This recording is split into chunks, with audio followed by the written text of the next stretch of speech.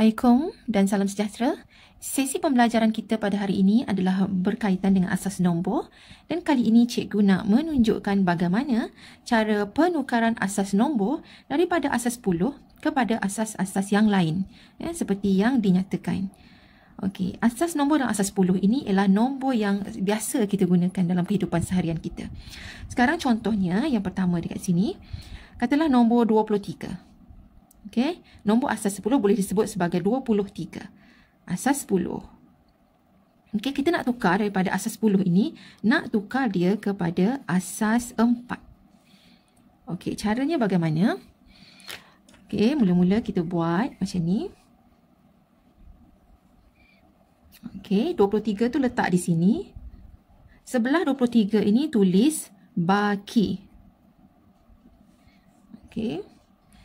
Kemudian oleh kerana kita nak jadikan dia kepada asas 4, jadi sebelah sini kita letak 4. Okey, seterusnya ialah kita kena fikir bagaimana 4 ini nak darab dengan berapa dapat satu nombor yang hampir dengan 23. Okey, 4 darab dengan 5. 4 darab 5 kita dapat 20. Jadi 20, jadi sedangkan sini ada 23, jadi ada bakinya 3. 4 kali 5, 20. Sedangkan ini 23. Jadi baki yang 3 itu kita letak dekat hujung. Okey, seterusnya kita buat lagi 4 dekat sini. Jadi 4 pula darab dengan berapa dapat 5? 4. Okey, 4 darab dengan 1. 4 darab 1 ialah 4. Tapi sini 5. Jadi ada baki 1. Sebab 4 darab 1 ialah 4. Jadi 5 tolak 4 ada 1 baki dia. Okey, seterusnya sehingga awak buat, okey, 4 darab berapa dapat 1? Tak mungkin lah kan? Jadi 4 hanya darab 0. 4 darab 0 ialah 0. Jadi yang 1 ini kita tulis dekat hujung. Baki yang 1 tulis dekat hujung. Jadi cara penulisan asas nombornya ialah dari bawah ke atas. Okey, iaitu nombor 23. Okey, 23 asas 10 adalah bersamaan dengan nombornya 1 daripada bawah ke atas. 113 asas 4. Macam tu cara bagaimana kita nak menukarkan asas 10 kepada asas yang dinyatakan, dalam kes ini asas 4 lah. Okey, kita tengok contoh yang berikutnya. Okey, seterusnya kita pergi kepada contoh yang kedua, iaitu nombor 18. Asas 10. Kita nak tukar dia kepada asas 2. Okey, sama macam ini tadi. Kita buat garis ke bawah. Okey, kemudian di sini kita letak 18. Dan hujung ini kita letak baki.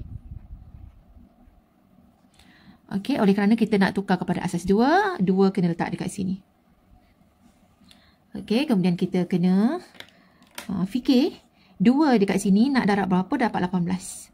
2 darab 9. 2 darab 9 ialah dapat 18. Jadi kita dapat tepat-tepat, jadi tak ada baki. So, bila tak ada baki, letak sini kosong. Okey, seterusnya lagi sekali letak 2. 2 darab dengan berapa dapat 9? Paling hampir ialah 2 darab dengan 4.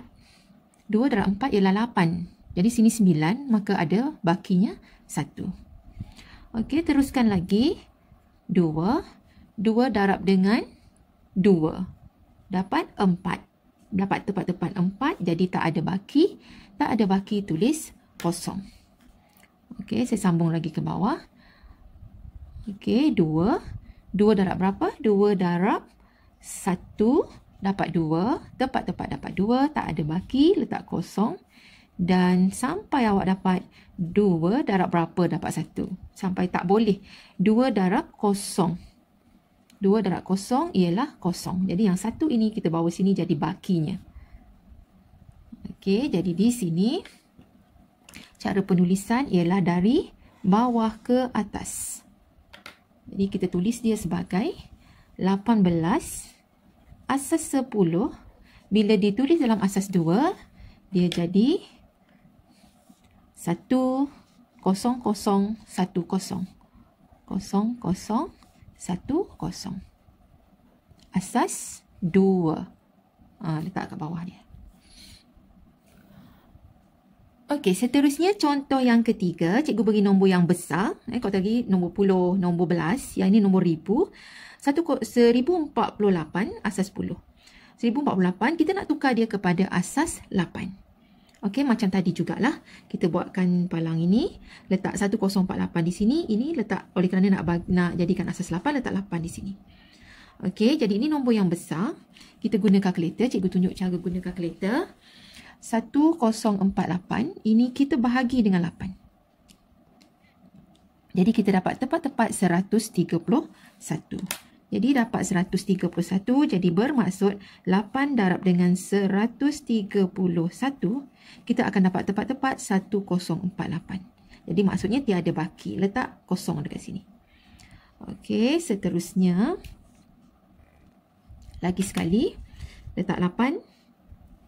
Jadi nombor besar juga 131. Jadi 131 kita bahagikan dengan 8. Kita dapat nilainya 16.375. Kita ambil nombor depan dia ni, 16. Jadi kita letak 16. Okey, kita buat balik semula. 16 darab dengan 8. Kita dapat nilainya 128. Sedangkan sini 131. 128 ke 131 tolakkan. Kita dapat 8, 29, 30, 31 bermaksud ada bakinya 3. Okey, sebab 8 darab 16 ialah 128. Jadi sini 131, bakinya kita tulis di hujung. Okey, seterusnya kita buat lagi dengan 8.